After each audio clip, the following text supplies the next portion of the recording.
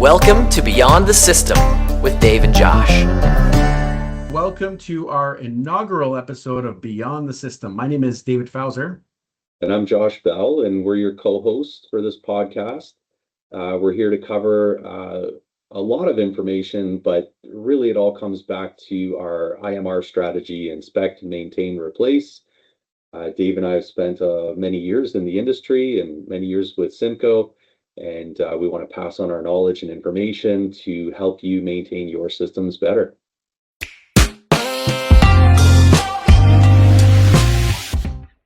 Yeah, so the essence of the series in itself is really like we're going to be taking a look at each piece of equipment in depth, and we're going to be taking a look at different brands, and we're going to be really diving in deep in regards to what should you be inspecting, what should you be maintaining, and finally, how do you plan for replacement eventually, and what replacement options could it look like? Could you save energy? Could you have better maintainability? Can you reduce your overall maintenance spend?